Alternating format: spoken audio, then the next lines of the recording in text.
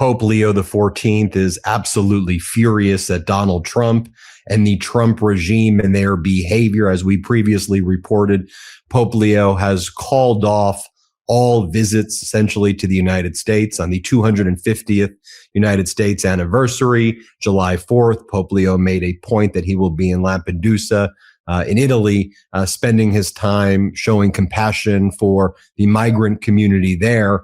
And we're learning some additional details as Pope Leo XIV has been calling out Donald Trump and his despicable regime's imperialist and tactics of saying we're going to obliterate civilizations and everything is going to war. We're going to obliterate you and destroy everything. Pope Leo XIV has been calling that out. And, J.D. Vance, who converted to Catholicism, and Pete Hegseth, who invokes God all the time, Pope Leo XIV has been pretty much directing messages without necessarily saying their names, but it's clear he's calling them out. And so what the Trump regime tried to do, and this was a tactic that Hitler did with the bishops right before Hitler engaged, in the Holocaust or right around that time, is to threaten Pope Leo XIV and to threaten the Holy See with the United States military. And essentially the same way the Trump regime was threatening to invade Greenland, right behind the scenes, what we're learning today is that the United States was making threats that suggested that they would use military force against the Holy See, against the Vatican, against Pope Leo XIV. And they summoned Pope Leo XIV's, like, Ben, what are you talking about? Yes, they summoned Pope Leo XIV's top American diplomat to the Pentagon, which now calls itself unlawfully the Department of War. The Undersecretary of War, Elbridge Colby, invoked the Avignon papacy, the period when the French crown used military force to bend the Bishop of Rome to its will. And they said that we have the power. This is what the Trump regime said to Pope Leo XIV's top diplomat in the United States, that we have the military power to do whatever we want. Whatever we want, we will do in the world. And Pope Leo XIV, he needs to know that. So the Catholic Church has better take sides, and they better take the right side. Now, this meeting that took place that I just referenced was in January, and it followed Pope Leo XIV's speech, which was kind of a state of the world speech that he gives. And as Christopher Hale writes, in the speech that enraged Pete Hegseth and top Pentagon officials, Pope Leo XIV said, a diplomacy that promotes dialogue and seeks consensus among all parties is being replaced by a diplomacy based on force. War is back in vogue and a zeal for war is spreading. The principle established after the Second World War, which prohibited nations from using force to violate the borders of others, has been completely undermined. And since Pope Leo XIV essentially had his life threatened and the life of the cardinals and bishops and others in the Holy See threatened by the Trump regime, Pope Leo XIV has not backed down at all. During this unlawful and catastrophic war in Iran, where at the end Donald Trump completely folded, Pope Leo XIV directed this message to Pete Hegseth. Jesus is the King of Peace who rejects war, whom no one can use to justify war. He does not listen to the prayers of those who wage war, but rejects them. Even though you make many prayers, God will not listen. Your hands are full of blood. In other words, Pete Hegseth, stop invoking the name of God and Jesus in your war crimes because they are not listening. Also, Pope Leo XIV is saying that the type of thinking of Hegseth and J.D. Vance is entirely foreign to the way of Jesus Christ. The Pope argues that Christianity has been distorted by a desire for domination, warning that people mistake power for righteousness. Quote, we consider ourselves powerful when we dominate, victorious when we destroy. Instead, he says, God's example is not how to dominate, but how to give life, and adds that Jesus does not listen to the prayers of those who wage war. And take a look at some of the posts that Pope Leo XIV has been making lately. He says, The cross is part of the mission. The imperialist occupation of the world is disrupted from within. The violence that until now has been the law is unmasked. The poor, imprisoned, and rejected Messiah descends into the darkness of death. Yet in doing so, he brings in a new creation. He also writes, death is always lurking. We see it in violence, in the wounds of the world, in the cry of pain that rises from every corner because of the abuses that crush the weakest among us, because of the idolatry of profit that plunders the earth's resources, because of the violence of war that kills and destroys. He then writes, again, these are messages that seem obviously directed at Trump and Hegseth and Vance and this entire Trump regime.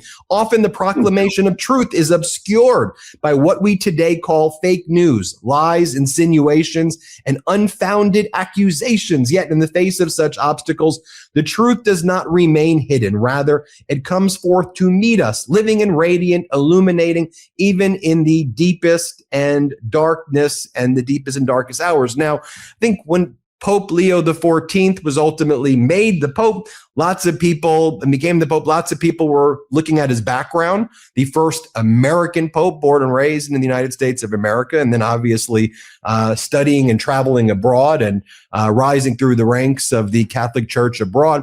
But I think someone who was known that would stand up against the exact type of things that Donald Trump is engaging in now, and he has not shied away from it. Remember when Donald Trump had he's still having it, but when the ICE and Border Patrol, Gestapo were rounding up and killing and murdering and maiming people in the streets, you had Pope Leo XIV standing up, speaking out, coordinating with cardinals in the United States and bishops and the church got really active, as you remember. I mean, going into the federal immigration buildings. I mean, being there, demanding that they be able to pray with the individuals who were kidnapped and administer mass. All of that was happening, and Pope Leo XIV was behind it all, and he was directing it. I mean, just to show you some other data points, I mean, this was Pete Hegseth.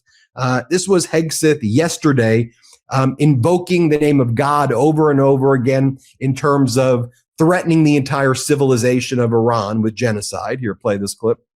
Our troops, our American warriors, deserve the credit for this day. But God deserves all the glory. Tens of thousands of sorties, refuelings, and strikes carried out under the protection of divine providence. A massive effort with miraculous protection. Dude 44 Bravo spoke for all of us. God is good. Then you had J.D. Vance on the tarmac after trying to prop up Viktor Orban, Putin's puppet. J.D. Vance was saying that he doesn't even know who Cardinal Christophe Pierre is, and has no clue about any of these people. And we don't know about the threats that were taking place by the Defense Department threatening essentially war, threatening to attack and invade the Holy See. And go back to the Avignon papacy in the 13th century. This is what J.D. Vance, I don't know. Here, play this clip. X has been abuzz the last couple of days with the Free Press story saying that senior Pentagon officials in January, including Rich Colby, brought Cardinal Pierre into the Pentagon. Brought who? Cardinal Christophe Pierre into the Pentagon. I haven't seen this story, unfortunately. And essentially the reporting by the Free Press is that they told him that the American military has a lot of might and they can do whatever they want, and the church should get on its side. Does that message sound correct to you? Is that something you would sign off on? So one, I with no disrespect to the Cardinal, I don't know who Cardinal Christophe Pierre is. He's the ambassador to the Holy See and the U.S. Oh, okay. I've met him before. Sorry, I just didn't remember the name. I've never seen this reporting. I'd like to actually talk to Cardinal Christophe Pierre and, frankly, to our people to figure out what actually happened. I think it's always a bad idea to offer an opinion on stories that are unconfirmed and uncorroborated, so I'm not going to do that. Well, I'll tell you what I'm going to do. I'm going to bring in Christopher Hale. And I've cited Christopher Hale's stories and reporting before. He's got the Substack Letters from Leo, the American Pope, and U.S. Politics. And, you know, look, I understand as well that our audience spans lots of religions, from Catholic to Christianity to Muslims to Jews to Hindu to no religion. And the main kind of core principle that we talk about here at the MeidasTouch Network, though, is empathy. It's love. It's bringing people together. Whatever religion or no religion, it's about bringing people together. And to me, Donald Trump's all about dividing and attacking. And I think regardless of what your religion is, I think we can objectively look at what Pope Leo XIV has demonstrated with his leadership and standing up to Donald Trump and recognizing there's a great deal of power in that. And that's why the Trump regime was so intimidated and threatened him. You have great sourcing inside the Vatican in Washington, D.C., and you seem to know everything that's going on as it relates to the intersection of the church and U.S. politics and the church generally. You were handling Catholic outreach for Obama. You've written for Time Magazine and other periodicals about the church and about. So talk to us about this incident, and let's talk more broadly about Pope Leo XIV standing up to Trump. But talk to us about what your sources are telling you about this incident.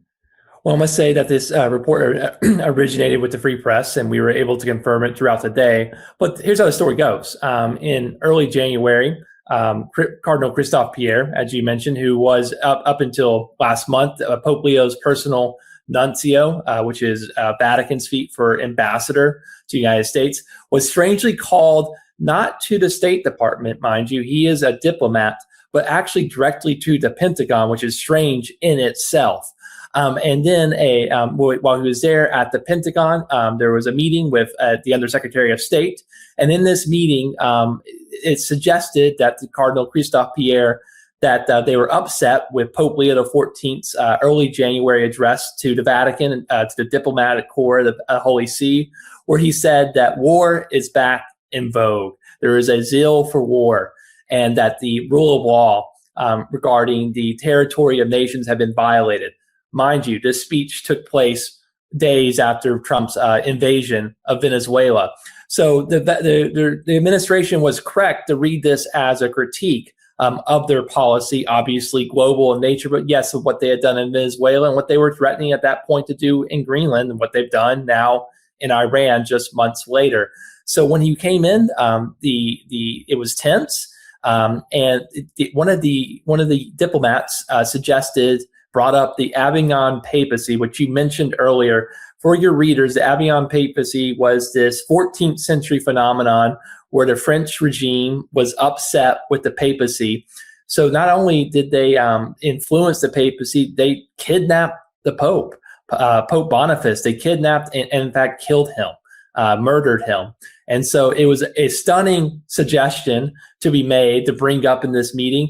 And Cardinal Christophe Pierre, from our sourcing, takes this information back to the Holy See, back to the Vatican. And there have been discussions about Pope Leo XIV coming to the United States this year, and that was put on ice. And from what I can understand, it's been put on ice indefinitely. There's some thoughts that he might come here in 2027. I honestly do not think we'll see Pope Leo in the United States until after Donald Trump leaves the presidency. You know, when he's picking to go to Lampedusa on July 4th, that's the island right by Italy, which is known as a hub of migration, which is kind of used there in Italy by politicians and other anti-immigrant groups over there as kind of the way certain locations in the southern border here in the United States are, you know, and it's kind of this been used to kind of attack migrants. And I think a message is being sent that on your July 4th, 250th anniversary day, when J.D. Vance hand delivered that letter during the visit to Rome. I remember the video that you shared with it as well of Pope Leo XIV. Like kind of awkward encounter, like, wasn't it? He looked at it kind of awkward encounter. Yeah, talk to us about that, and then basically rejecting the visit. I mean, saying I'm not showing up. Talk to us about that. Yeah, so Pope Leo was inaugurated last May 18th, and J.D. Vance comes to see Pope Leo. Mind you, J.D. Vance was the last person ever to see Pope Francis, the last leader to see Pope Francis. So he met two popes within days of each other, and he delivers a letter. There's some contest about exactly what was in the letter, but it was to invite Pope Leo to the United States this year. for the 250th anniversary of our country.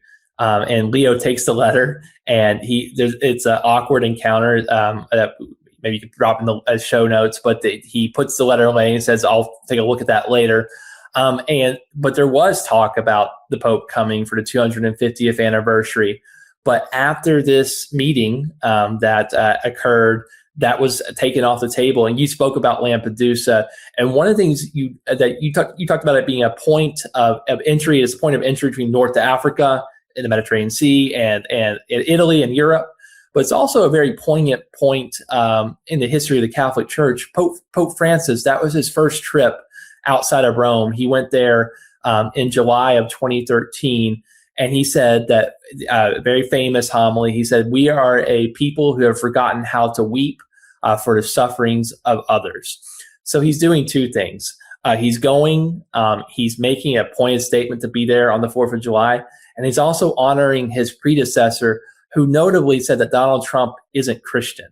He said that in response to Donald Trump's 2016 campaign, his efforts to build the wall, which of course was what he ran on in 2016. So it's this dual message. But I think maybe what's maybe not unknown to your listeners is that he's actually going to speak to the United States. He's received a Liberty Medal award from Philadelphia, the city of Philadelphia, on July 3rd. If you go and look through the previous recipients of them, they're progressive heroes and icons for the ages. So he's going to have a message for the United States, albeit it will be mobile, it will be remote on July 3rd, and then he'll be in Lampedusa on July 4th. I am very excited for the front page of the newspaper, above the fold, below the fold, because truly Leo will offer counter messaging to what Donald Trump and J.D. Vance and what dribble they might offer those days. He's smart. This man consumes media. He consumes English media.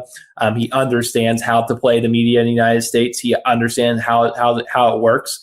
And what I find fascinating is that when Leo speaks, when he wants to say something important, he says it in English. And for Catholics, we associate the man in the white with being very good at Italian, pretty good at Spanish, and not very good at English. This is the history of the papacy. It's remarkable to hear a pope speak fluent, natural, native English. And when he wants to say something important, he says it in English, and it gets picked up here. And finally, you've been reporting how Pope Leo XIV has been able to successfully organize, whether it's cardinals, bishops, all different ranks of the cloth of people helping migrants here. And that's been a major effort. Even people who at first, based on some of their background, you think may not have been so publicly out there, in support of being on the front lines to help migrants. I think we've seen this effort. I mean, you've covered these massive meetings, both in the United States and abroad, of all of these people in the Catholic Church.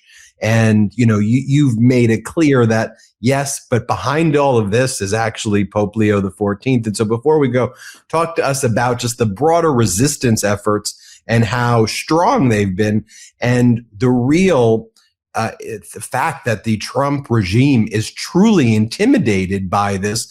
And it does have this historical parallel to Hitler being intimidated by not being able to break the church and trying to figure out how to maneuver there.